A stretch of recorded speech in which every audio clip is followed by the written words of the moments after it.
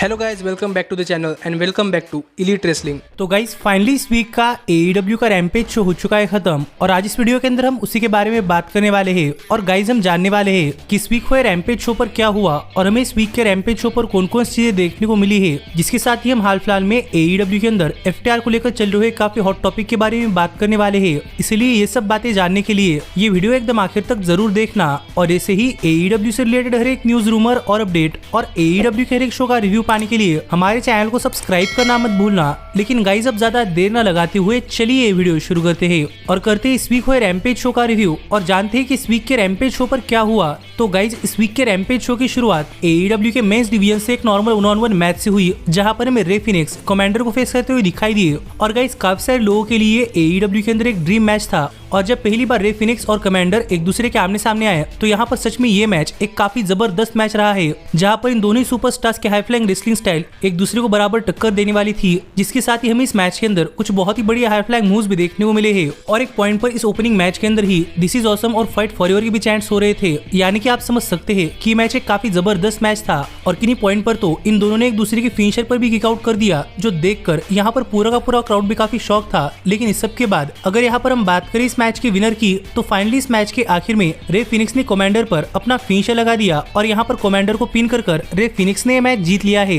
लेकिन गाइस ये मैच खत्म होने के बाद यहाँ पर रे फिनिक्स कमांडर को काफी अप्रिशिएट कर रहे थे और इतना तगड़ा मैच देखकर बैकस्टेज से ब्लैकपुल कॉम्बैट क्लब भी काफी शॉक था। तो देखना पड़ेगा कि आगे इनके बीच में क्या होता है। लेकिन इसके बाद में रैम्पेज शो पर रेने पिकेट बैकस्टेज में डॉक्टर ब्रिट बेकर का इंटरव्यू लेते हुए दिखाई दी और अपने इस इंटरव्यू के अंदर बात करते हुए फिर एक बार डॉक्टर ब्रिट बेकर ने कहा कि डॉक्टर ब्रिट बेकर AEW के first ever all in show पर परफॉर्म कर रही थी और अब फिर एक बार ऑल इन शो पर परफॉर्म करते हुए डॉक्टर ब्रिट बेकर AEW की वुमेन्स वर्ल्ड चैंपियन बनने वाली है। तो देखना पड़ेगा कि क्या वो ऐसा ऑल इन शो पर कर पाती है या नहीं। पर इसके बाद हमें रैम्पेज शो पर दिखाया गया कि किस तरीके से QT Marshall triple lucha libre company के अंदर जाकर चैंपियन बन चुकी है। जिसके बाद एक और बैकस्टेज सेगमेंट के अंदर जॉनी टीवी ने क्यूटी मार्शल को चैंपियन बनने पर कांग्रेचुलेट किया। जिसके बाद रैम्पेज शो पर ऑजी ओपन अपने ROH world tag team championships challenger Ethan page और आइजिया कैसिडी खिलाफ डिफेंड कर रहे थे। और अगर यहाँ पर हम बात करें इस मैच की, तो गाइस फिर एक बार ऑजी ओपन का ये मैच एक काफी जबरदस्त मैच रहा है और काफी दिनों बाद एक मैच के अंदर रेसल करते हुए इस मैच के अंदर ईथन पेज की परफॉर्मेंस भी काफी जबरदस्त रही है, जहाँ पर ईथन पेज इस मैच के अंदर किन्हीं पॉइंट पर अकेले ही ऑजी ओपन को डोमिनेट कर रहे थे। पर एक बार के लिए ऑजी ओपन ने ईथन पेज को इस मैच से बाहर कर दिया, जिसके बाद ऑजी ओपन ने आइजिया कैसिडी पर काफी तगड़ा अटैक कर दिया, जिस बीच हमें यहाँ पर काफी बढ़िया मूव्स भी देखने को मिले। लेकिन इस सब के बाद फाइनली इस मैच के आखिर में आइजिया कैसिडी पर अपना फिनिशर लगाकर उन्हें पिन कर ऑजी ओपन ने ये मैच जीत लिया है और ऑजी ओपन स्टिल है ROH world tag team champions. लेकिन ये मैच खत्म होने के बाद यहाँ पर माइक लेकर बात करते हुए ऑजी ओपन ने कहा कि ऑजी ओपन को लग रहा था कि सिर्फ MJF पागल है लेकिन एडम कोल नहीं। पर लास्ट वीक एडम कोल और MJF के आमने सामने आने के बाद फाइनली यहाँ पर ऑजी ओपन को पता चल चुका है कि एडम कोल और MJF दोनों ही बिल्कुल एक जैसे ही है और इसीलिए एडम कोल और MJF ROH world tag team champions नहीं बन पाएंगे। जो बातें यहाँ पर ऑजी ओपन ने कही, तो देखना पड़ेगा कि अब ऑल इन शो पर क्या होता है। पर इसके बाद हमें रैम्पेज शो पर रिंग ऑफ ऑनर कंपनी की एक टैग टीम यानी कि रिचेस्ट मैन के लिए एक बैकस्टेज सेगमेंट देखने को मिला, जहां पर इन दोनों ने कहा कि ये काफी जल्द ही AEW के शोज पर भी आने वाले हैं। तो देखना पड़ेगा कि रिचेस्ट मैन AEW के शोज पर आकर क्या करते हैं। पर इसके बाद हमें हार्डी बॉयज का भी एक बैकस्टेज सेगमेंट देखने को मिला, जहां पर बात करते हुए हार्डी बॉयज ने ऑजी ओपन को next week ROH world tag team championships के लिए चैलेंज कर दिया है। तो देखना पड़ेगा कि जब फिर एक बार हार्डी बॉयज किसी चैंपियनशिप के लिए जाते हैं तो उनकी इस मैच के अंदर परफॉर्मेंस कैसी होती है और क्या वो यहाँ पर चैंपियंस बन पाते हैं या नहीं। लेकिन इसके बाद में रैम्पेज शो पर सैमी गेवेरा एक 1-on-1 मैच के अंदर एक लोकल स्टार को फेस करते हुए दिखाई दिए, जहां पर सैमी गेवेरा ने इस मैच के अंदर उस लोकल स्टार पर काफी तगड़ा अटैक कर दिया और फाइनली उस पर अपना फिनिशर लगाकर उसे पिन कर सैमी गेवेरा ने ये मैच जीत लिया है। तो देखना पड़ेगा कि आगे सैमी गेवेरा क्या करते हैं। लेकिन इसके बाद में रैम्पेज शो पर नायला रोज का एक बैकस्टेज सेगमेंट देखने को मिला, जहां पर बात करते हुए नायला रोज ने कहा कि नायला रोज काफी जल्दी सभी लोगों को याद दिलाने वाली है क्योंकि उन्हें सब लोग नेटिव बीस्ट कहते हैं। तो देखना पड़ेगा कि अब इसके बाद आगे नायला रोज क्या करती है। लेकिन इसके बाद AEW ने कोलिजन शो के लिए और भी कई सारे मैचेस एडवर्टाइज किए, जहां पर विलो नाइटिंगेल डियामांटे को फेस करती हुई दिखाई देने वाली है, रिकी स्टार्स आकर कुछ कहने वाले हैं,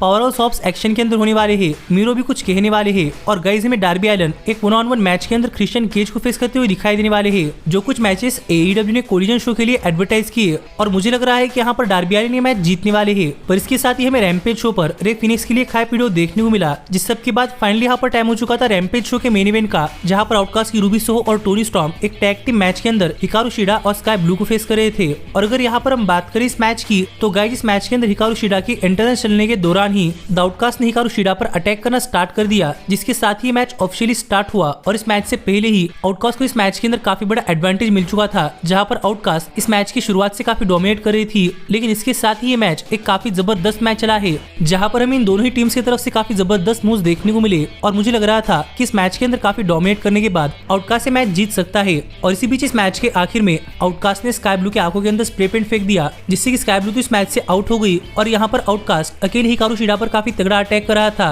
पर हिकारू शिडा ने out of nowhere Ruby Soho पर एक रोल अप पिन कर दिया, जो कि रूबी सोहो समझ नहीं पाई। और यहाँ पर रूबी सोहो को पिन कर हिकारू शिडा ने अपने टीम के लिए ये मैच जीत लिया है। पर इस हार से गुस्सा होकर द आउटकास्ट ने हिकारू शिडा पर अटैक करना स्टार्ट कर दिया, जो देखकर यहाँ पर शिडा को बचाने के लिए डॉक्टर ब्रिट बेकर आ गई। और यहाँ पर 4 सुपरस्टार्स के बीच में काफी बड़ा ब्रॉल हो रहा था, जहाँ पर काफी सारे रेफरीज और सिक्योरिटी गार्ड्स ने आकर इन चारों सुपरस्टार्स को सेपरेट किया। और ऐसे एक काफी बड़े ब्रॉल के अंदर इस वीक का रैम्पेज शो ऑफ एयर चला गया, जो शो मुझे तो काफी पसंद आया है, जो शो मुझे एक ठीक ठाक सा शो लगा है। और आप मुझे कमेंट कर बताइए किस पर आपका क्या कहना है। पर इसके साथ ही मैं यहाँ पर आपको बताना चाहूंगा कि गाइस हाल फिलहाल में रेसलिंग वर्ल्ड के अंदर FTR को लेकर एक काफी ट्रिकी सिचुएशन हो गई है, क्योंकि गाइस लास्ट नाइट FTR के वन हाफ यानी कि कैश व्हीलर को लेकर एक काफी सरप्राइजिंग अपडेट सामने आई कि फ्लोरिडा काउंटी जेल के अंदर सरप्राइजिंगली कैश व्हीलर को अरेस्ट कर लिया गया है। और कैश व्हीलर हाल फिलहाल के लिए कस्टडी के अंदर है। जो कुछ बातें बाहर आ रही थी और इसी स्टोरी को लेकर थोड़ी और अपडेट सामने आए, जहाँ पर हमें पता चला कि कैश व्हीलर को यूनाइटेड स्टेट्स के अंदर जेल क्यों हुई है। और गाइस यहाँ पर बताया ऐसा जा रहा है कि कुछ दिनों पहले कैश व्हीलर ने अपनी गाड़ी चलाते हुए शायद इंटेंशनली या फिर अनइंटेंशनली अपने कार से गन फायर शॉट किया था, और वो शायद रास्ते पर चलने वाले किसी आदमी को लगा है।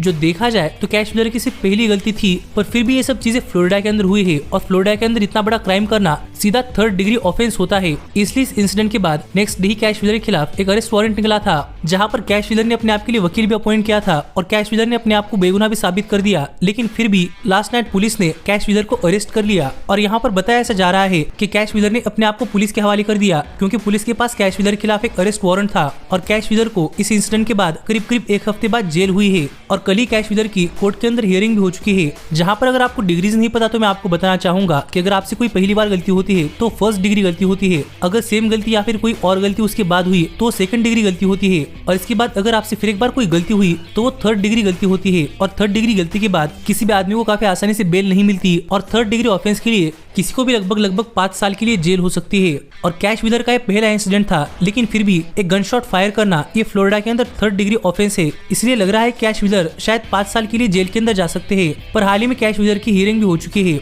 और यहाँ पर कैश व्हीलर की इस कोर्ट की हियरिंग के अंदर हमें और भी कई सारी डिटेल्स पता चले, जहाँ पर कैश व्हीलर के लॉयर ने बताया कि कैश व्हीलर से गन शॉट एक्सीडेंटली फायर हुआ था। और यहाँ पर कैश व्हीलर ने ये सब चीजें इंटेंशनली नहीं की है, और ये कैश व्हीलर की तरफ से सिर्फ हुआ पहला ऑफेंस था। और इससे पहले कैश व्हीलर की कोई भी क्रिमिनल हिस्ट्री नहीं है। और कैश व्हीलर की गन उनकी एक सेफ्टी गन है, जिस गन का उनके पास लाइसेंस भी है, जो बात यहाँ पर कैश व्हीलर के एडवोकेट ने कोर्ट के अंदर बताई, जिसके चलते यहाँ पर हियरिंग के अंदर हमें कुछ रिलीफ करने वाली अपडेट्स पता चली है। क्योंकि कैश व्हीलर का फर्स्ट टाइम ऑफेंस था, इसलिए यहाँ पर कैश व्हीलर को शायद सिर्फ $2,500 का फाइन लगाया गया है। और शायद यहाँ पर कोर्ट ने कैश व्हीलर को रिहा कर उनके सभी हथियार जब्त करने की इजाजत दी है। और अगर ये सच है तो गाइस सच में कैश व्हीलर काफी छोटे पॉइंट से बच गए हैं, क्योंकि कैश व्हीलर का काफी जल्दी ऑल इन पे-पर-व्यू के अंदर एक काफी बड़ा मैच होने वाला है। और इस 3rd डिग्री इंसिडेंट से लग रहा था कि शायद ये मैच अब शायद नहीं हो पाएगा। और इस सिचुएशन पता चलने के बाद AEW ने भी इसके अंदर इंटरवीन किया और यहाँ पर पुलिस को उनकी कार्रवाई करने के लिए कोऑपरेट किया। लेकिन फिर भी अब AEW ये एडवर्टाइज कर रही है कि कैश व्हीलर डायनामाइट शो और ऑल इन शो पर आने वाले हैं, जिससे तो हम समझ सकते हैं कि शायद कैश व्हीलर काफी लक की वजह से छूट गए हैं। पर सच में अगर यहाँ पर चीजें थोड़ी एस्केलेट होती तो शायद कैश व्हीलर 5 साल के लिए जेल के अंदर जाते। जिस पर आपका क्या कहना है आप मुझे कमेंट कर बताइए। पर ऐसे ही AEW से रिलेटेड हर एक न्यूज, रूमर और अपडेट और AEW के हर एक शो का रिव्यू पाने के लिए हमारे चैनल को सब्सक्राइब करना मत भूलना। पर अब मैं मिलता हूँ आपसे अगली वीडियो के अंदर, पर तब तक stay healthy, stay happy and keep watching elite wrestling. Hey, did you like that video? Click the screen for more. And where do you think you're going? Check out our official merchandise page and to support the entire cast. And thanks so much for being the elite. The elite, the elite. What, Nick, you're not going to sing it all with me this time?